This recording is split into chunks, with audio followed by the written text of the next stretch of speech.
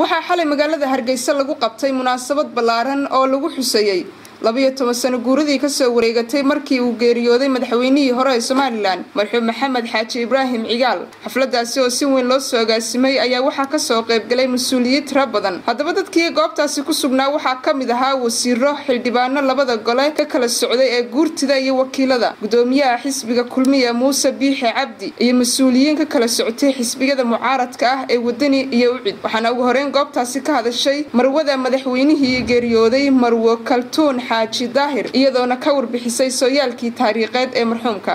waxaan leeyahay dimuqraadiyad baynu qaadanay laakiin weli wadan farajayna baynu noo jilicsan.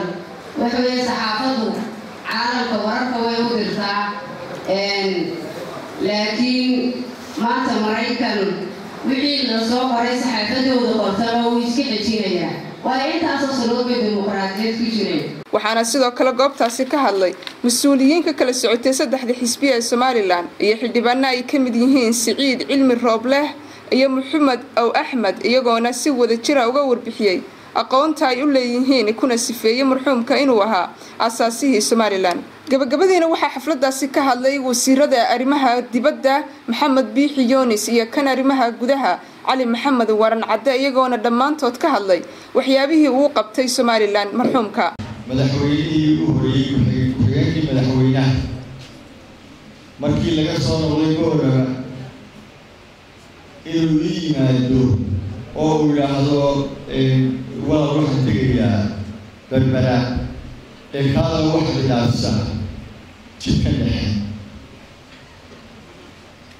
masiibooyinka ay soo maray waxay ka turjumayaan inaan maalintaa wax alla wax jiray oo aynu oran karno waxa weeye qarannimo maadaama aynaan ciidan amni lahayn kisto oo ay ka mid ahayd sida la sheegay hubka loo dhimay, sida structureska dowladda uu sameeyey, sidoo naftiisa ugu soo qoray taariikhda Soomaaliya markii hore iyo imikaba.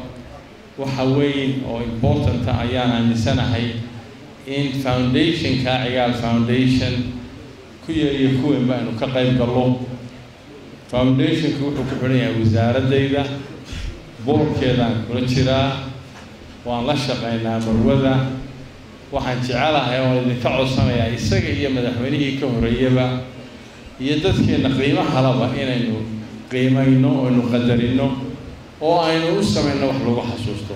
marxuum Maxamed Xaaji Ibraahim Cigaal ayaa ahaa madaxweynihii labaad ee soo maray Soomaaliland wuxuuna ku geeriyooday wadanka Koonfur Afrika 3 bishii May sanadkii 2001. Mumtaaz Umar Guuleed, Samsa TV, magaalada Hargeysa.